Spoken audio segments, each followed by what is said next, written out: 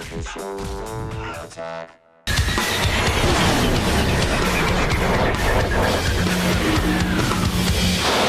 us from San Francisco to help make sense of it all is tech correspondent and our buddy Dave Mathews. I mean the other Dave Mathews. Welcome. The good one. How's it going, Chris? I know, you must be sick of that by now. I'm so sorry. I don't mean to put you on the spot like that.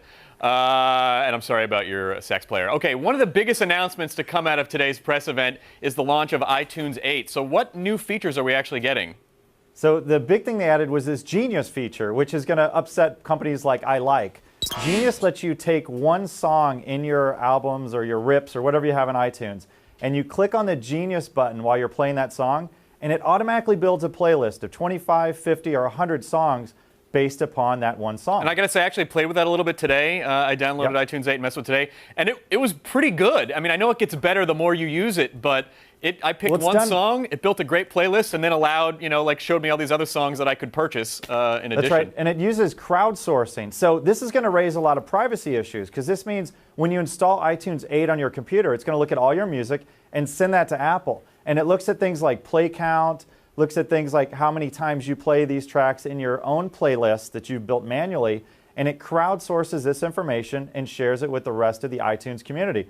So I think there's going to be a little bit of backlash on this, even though Apple says they're not looking at users' identifiers or tags. Well, is this pretty similar to services already offered by Pandora and other stuff online? It seems kind of interesting that they would That's follow. right. And there was a plugin called iLike, which was an iTunes plugin that broke most every time Apple installed new versions of the iTunes software. But I think my favorite thing that they did to Apple's benefit is they added this ability to buy music right from the Genius. So I don't know if you noticed this, but on the sidebar, it would show you tracks that weren't in your library. And I bought some, and it was totally. I mean, that's what you do when you go onto iTunes and you go, oh, hey, I want to. Well, their recommendation algorithms are pretty good, I find, and it came up with some pretty good stuff already, like with the first try. So I think that might be my favorite thing that they've announced so far. But let's talk about some of the other stuff. There also was an iPod refresh today. Do you want to give us a little insight on that?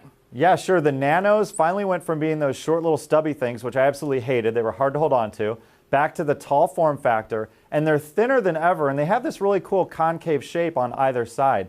So it's a really neat, sharp edge, very cool design.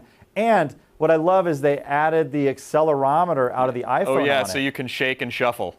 That's right. Which sounds gross, that. but it works on the iPod. Well, if you think about it, Steve first started with the click wheel for the iPod. That was a very innovative interface. Then the next step up from that was the iTouch, right? So now you're getting into Minority Report. Now, if you don't like a song, you just shake that iPod in the air, and then on to the next one. Well, hopefully you can disable that if you're a jogger. And then you can. We did.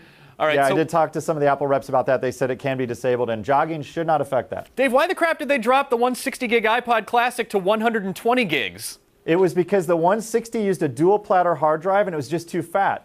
The 120 gig iPod Classic uses the same single platter drive as the original 80. They just gave a capacity boost. Okay, so we don't think of it as dropping the 160. They just bumped up the 80 and discontinued the 160. That's right. So also quickly, the event was very music-centric, as was expected. Let's rock. But did we get anything else out of Steve Jobs? Well, the big thing is Steve Jobs looks really skinny, but and he had a great. He made fun of his health. He said threats of his death were greatly exaggerated. Yeah, it's so funny. The guy's weight drops and the stock drops with his weight. You know, like, it's crazy. Isn't that unbelievable? But it was great to see him. He came out in a prayer stance today. But I think the real tech that we should look for is the new iTouch. It's been refreshed to look a little bit more like the iPhone, and it now has mic capability and a speaker built into it. So I think there's going to be some really cool voice over IP apps in the future, and it'll let Apple circumvent AT&T. That's great. So overall today, what did you think of the news? Was there enough announced, or was it, I know CNET said, well, it's always going to be a little disappointing because Apple can't revolutionize the industry every 3 months. Do you think today was a good announcement? It was great for Apple. They're going to sell more tracks, just as you bought more tracks from iTunes. HD on NBC, I think, is really cool. So now NBC, they left the fold of iTunes, now they're back.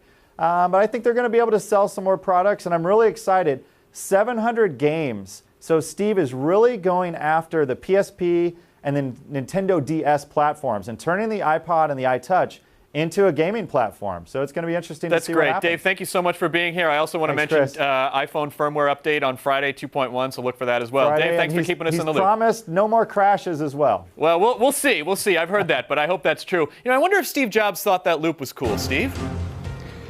That loop was cool. Cool. That was pretty fast right there. It was very, very cool. Cool. Boom.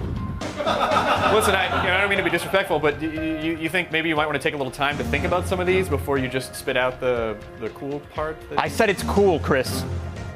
Cool. Okay, I gotcha. It's a Mac thing. You're biased. Is that what we're talking about here, Steve Jobs? Chris, this line of questioning is not cool. Not cool.